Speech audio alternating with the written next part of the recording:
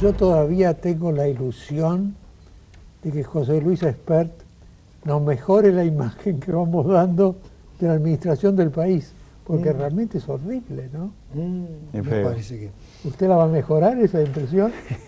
Yo he tratado de evitar yo apuesto 10-1 que no, que la empeora.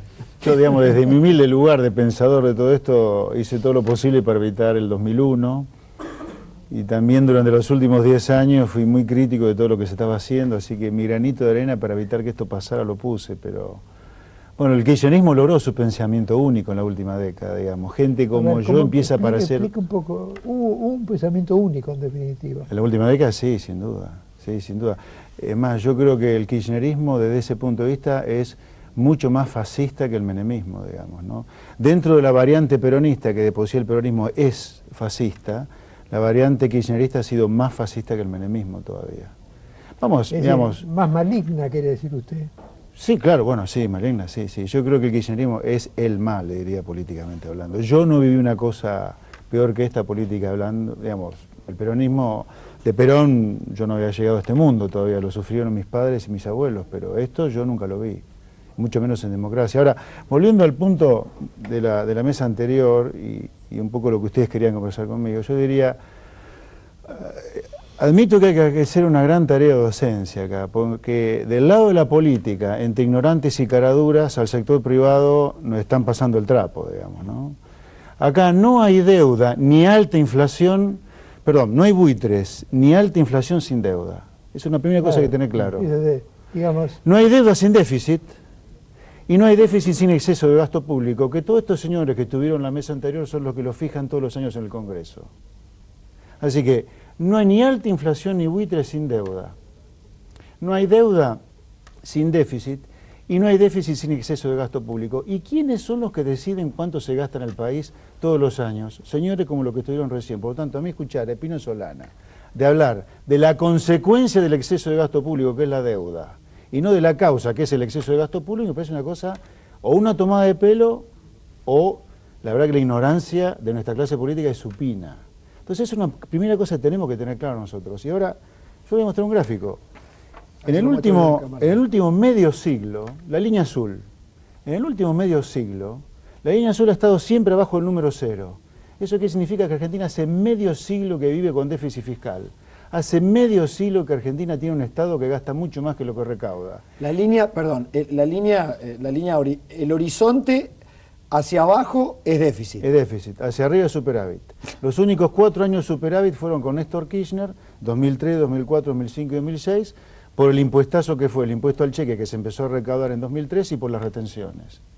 Pero de 55 años, y después 50 volvió, con y después déficit. Volvió a las y además la otra cosa que se ve en ese gráfico, fíjense que cada vez que hubo crisis, Rodrigazo, Martínez Dios, la hiperinflación, el fin de la convertibilidad y ahora con el cepo, fue porque el déficit fiscal ya fue infinanciable.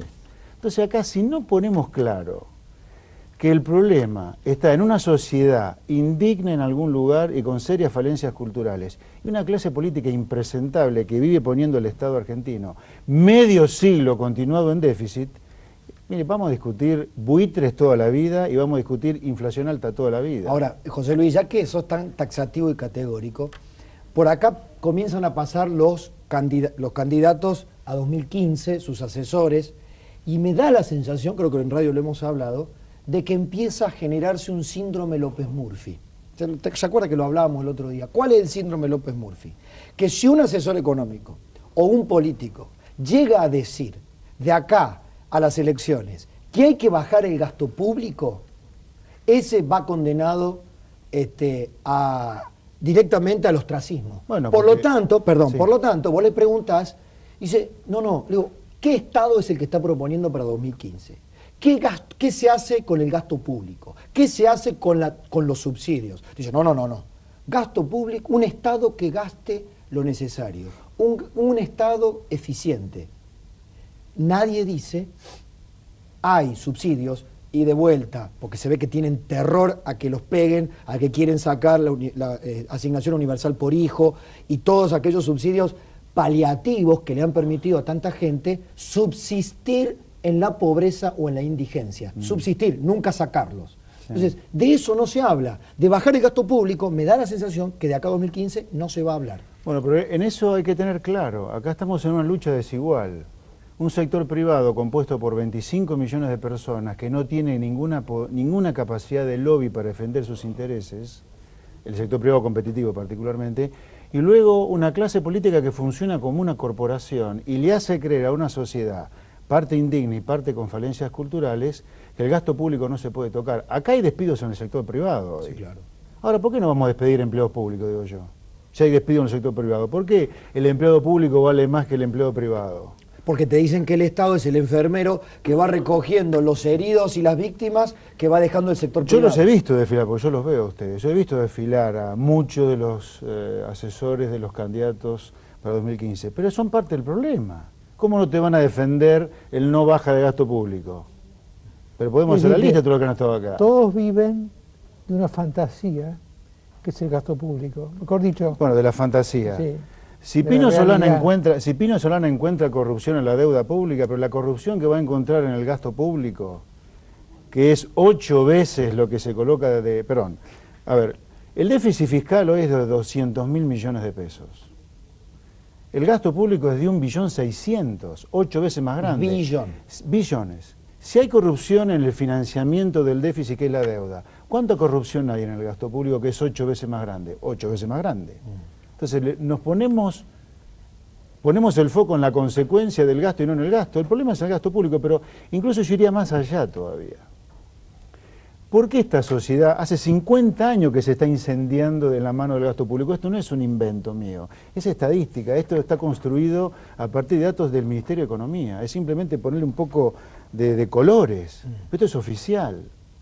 Argentina ha tenido 5 megacrisis o 5 crisis en los últimos 50 años, Rodrigazo, Martínez Dios, hiperinflación, el Plan Austral, y la quinta, que es esta que ya es una situación crítica.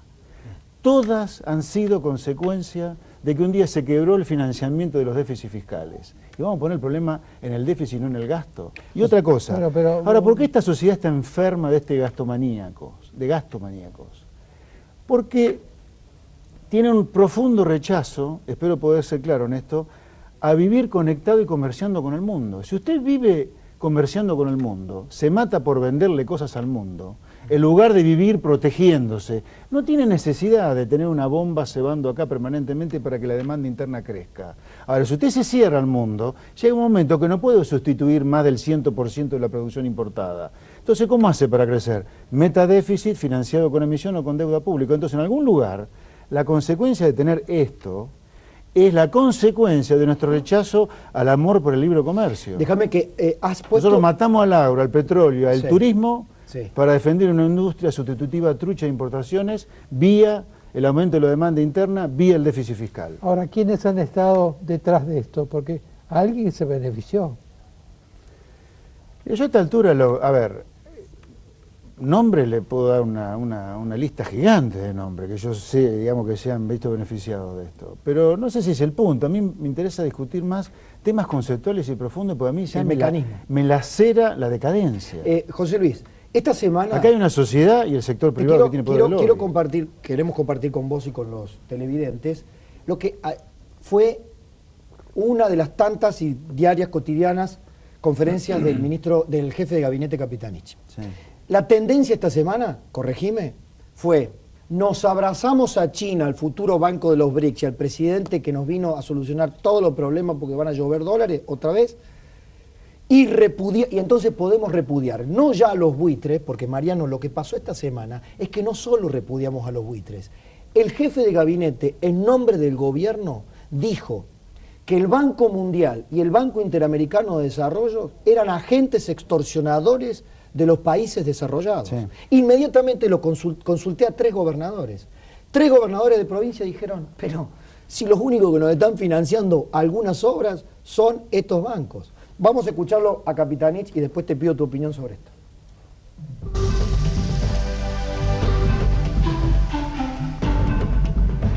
Necesitamos claramente bancos de desarrollo. ¿Esto qué quiere decir? Quiere decir que los bancos de desarrollo se erijan en herramientas para el financiamiento de obras, para la infraestructura, para generar logística integrada que reduzca costos sistémicos y aumente la competitividad de los países. no los bancos de desarrollo como herramienta extorsiva de los países más desarrollados, porque esto es lo que está ocurriendo actualmente. Cuando uno observa el comportamiento de los países no prestatarios en el Banco Interamericano de Desarrollo, pretendiendo establecer condicionalidades directas e indirectas a otros países, o lo mismo con respecto al Banco Mundial, lo que nosotros observamos es que se ha desnaturalizado el rol de estos organismos multilaterales de crédito para promover el desarrollo estructural de los países y se ha convertido en una herramienta extorsiva por parte de los países más poderosos a partir de la defensa de los intereses de un sistema financiero concentrado. Lo que quiere decir Capitanich es que los chinos van a ser altruistas, nos van a pedir mucha menos tasa. Recuerden que le pedimos crédito a Chávez, que nos prestó al 16 cuando el Fondo Monetario nos prestaba 4. Un negocio maravilloso de Kirchner y de Debido. Y los chinos aparentemente van a ser nuestros nuevos benefactores. Nos van a ser extorsionadores. El otro día me dijo, por lo menos hay 5 obras de infraestructura en Córdoba, pero en Córdoba, en Mendoza de Paco Pérez, en La Salta de Urtubey, en el propio Chaco del propio Capitanich, que ahora llama extorsionadores a los que le pedía plata. Todo tuyo. Mira, para mí el Banco Mundial y el BID son parte del problema y no de la solución, así que yo lo hubiera cerrado esos bancos ya, porque la verdad que validaron la convertibilidad, después se dieron vuelta y validaron la última década con la misma falta de escrúpulo que validaron la convertibilidad, así que esos están para hacer negocios, apoyan los planes, no le importa la sustentabilidad, y son parte del problema, así que yo lo cerraría directamente. Habiendo dicho esto, me parece una ingratitud de parte de Capitanich decir que el BID es un extorsionador, cuando te entrega la plata contra nada, te la regala prácticamente la plata. Lo que pasa es que a Capitanich lo que no le gusta es pagar las deudas. O sea, Capitanich nos quiere hacer creer, y el gobierno, que los chinos, hoy convertidos en la segunda economía del mundo, un país comunista y militar, son tarados, digamos. O sea, nosotros jugamos a la mancha con los aviones y los chinos andan todavía con el sulky. Nos van a tapar de plata, viendo cepo y estando cerca del default. Que ojalá que no ocurra, hecho sea de paso. Ahora, ¿usted cree que en la sociedad argentina este nuevo cuento chino lo vivió como un cuento o tiene alguna esperanza? No, la sociedad ya no. Por más falencias culturales que tenga Argentina, y las tiene graves, que cree todas estas estupideces que le venden los políticos, yo creo ya tanto no. Sobre el tema de la deuda ahora en default, ¿qué le diría sobre eso? Mire, Argentina fue a juicio y perdió. O sea, ¿qué va a negociar después que perdió un juicio? Seamos claros en eso, no le inventamos también a la gente ahora. Hay que pagar. Y vuelvo sobre la culpabilidad de la clase política. ¿Dónde estuvo la clase política a lo largo de 10 años de kirchnerismo aprobando presupuestos que nos dejaron sin un peso que no podemos destinar? 1.500 millones de dólares, que es el 1% del presupuesto para evitar un default de la deuda. Porque eso no lo dicen ellos. Pero los 1.500 millones de dólares de este juicio, que lo perdimos por ignorancia supina de Néstor Kirchner, de Roberto Labaña, Guillermo Lisen y de todos los que lo rodeaban, porque no entendían nada de lo que estaban haciendo a la luz de lo que está pasando. Ellos son responsables, además del gobierno de Cristina, de lo que está pasando hoy. Es el 1% de la recaudación. ¿Vamos a ir a un default por el 1% de la recaudación? Y dicho sea de paso, si entramos en default el 30 de julio, no es solamente un copón de intereses del bono con descuento de 528 millones de dólares. Por las cláusulas de emisión de los bonos que se emitieron en la última década por Néstor Kirchner, Roberto Labaña y Guillermo Nielsen, se aceleran los cupones del resto de los bonos. O sea, usted en 4 o 5 meses puede estar teniendo demandas para que pague los 28.000 millones de dólares de deuda externa que hoy tiene colocada Argentina. ¿Vos decís que se activa la cláusula Rufo? No, eso no tiene nada que ver con la Rufo. La cláusula Rufo, dicho sea de paso. O sea, voy a cerrar este punto.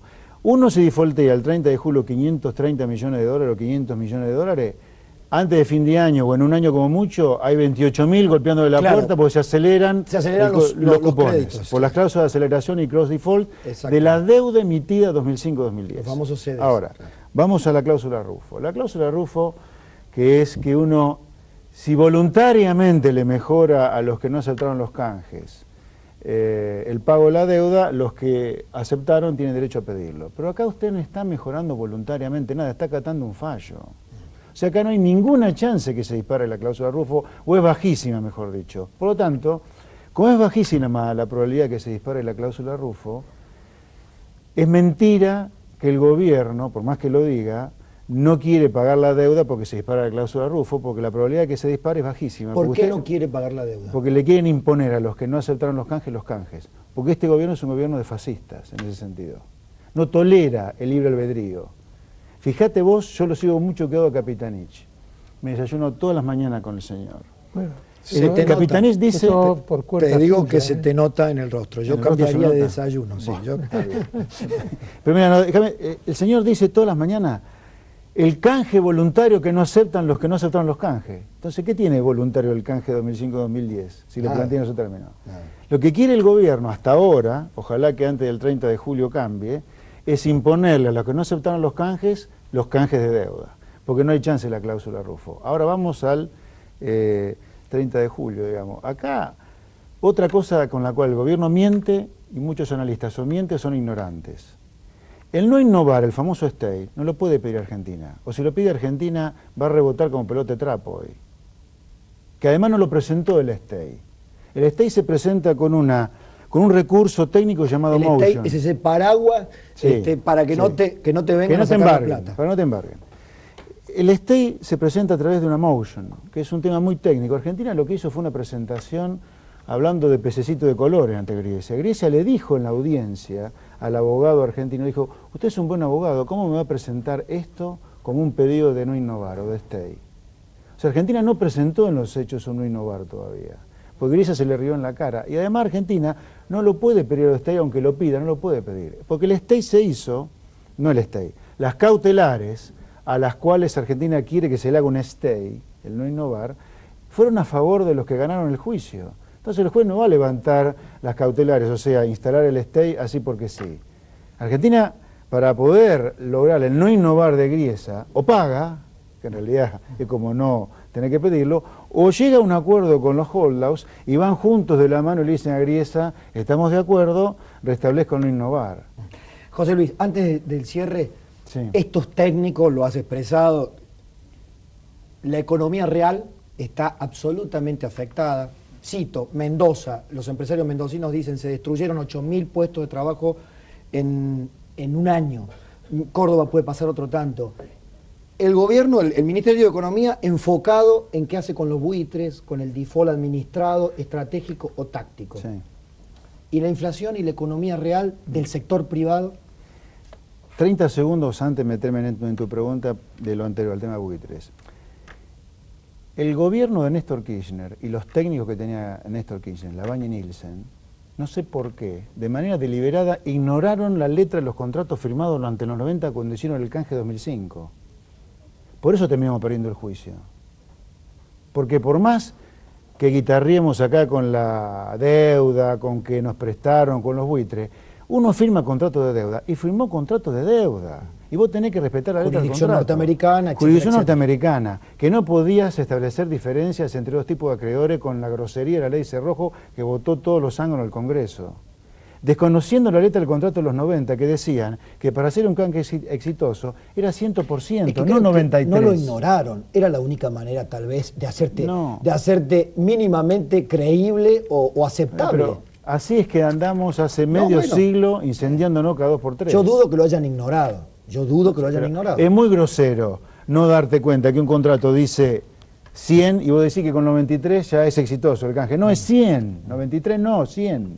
Es muy grosero que un contrato diga, groseramente, no se puede una ley Cerrojo, y vos sancionás por ley una ley Cerrojo. Sí. Bueno, sobre la actividad económica.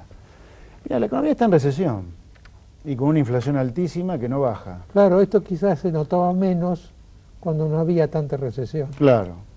Y yo te diría, ojalá que no defaultemos la deuda, porque todo este cuadro se va a agravar y vamos a tener una situación financiera muy tensa de acá a fin de año, digamos. Bueno, ahora lo peor que hay es el default hoy. Mi última pregunta es esta. ¿Qué hacemos? ¿Qué hacemos? Bueno, gente como ustedes, brillantes, hombres públicos, ¿Mm? No acepto abrazos de oso yo. Yo, Cuando me decía así, yo me atajo. no te tajes. Tengo clara mi sexualidad y otras cosas, digamos, no te tajes. O gente como yo, tenemos que ser mucho más claros sobre cuando empiezan estos sucesos y cortarlos de entrada. Esto habría que haberlo cortado de entrada.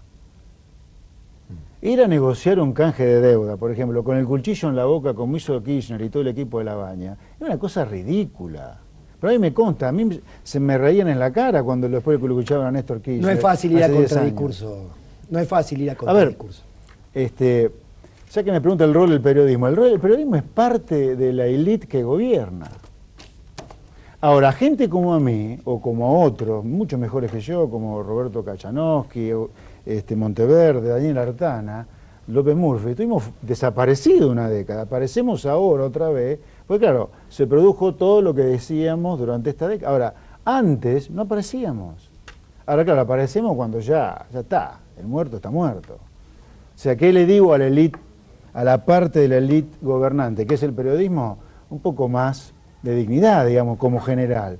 Y a los intelectuales como yo, los economistas, son una vergüenza. Peirano, Redrado, La Baña. Pero si son parte del problema, ¿de qué vienen a hablar hoy como solución? Nielsen hablando en todos los programas de televisión cómo se soluciona el problema de la deuda, cuando él nos metió acá también. Es gente que tendría que estar borrada hoy, porque son parte del problema. Yo creo que hay que levantarse como sector privado de manera pacífica, hacer otra cosa. Es un gran problema porque tenemos un problema en el cual casi todos son parte del problema. Y yo le diría, si vamos más arriba, ahora viene el presidente de la Sociedad Rural a hablar, así que eso lo va a decir con más claridad que yo, Argentina no puede vivir cuando tiene todo para venderle al mundo, cerrándose al mundo y sustituir importaciones, y tenemos todo para venderlo. Al final terminó siendo mentira que si hacemos un país vinculado al mundo y vendiéndole agroalimentos al mundo, ese era un país para 2 millones de argentinos. Hoy tenemos el 40% de la población pobre, 16 millones de personas, sustituyendo importaciones y desarrollando la industria nacional al calor de la sustitución. Yo le aseguro que si Argentina se abriera al mundo, tuviera una clase política menos ignorante y menos delincuente, una sociedad formada y respetáramos instituciones, Argentina volvería a ser otra vez potencia mundial como era al final del siglo XX. Bueno, así no. El final de la conversación de hoy es positivo. Hay un camino. Pero por supuesto que hay un camino.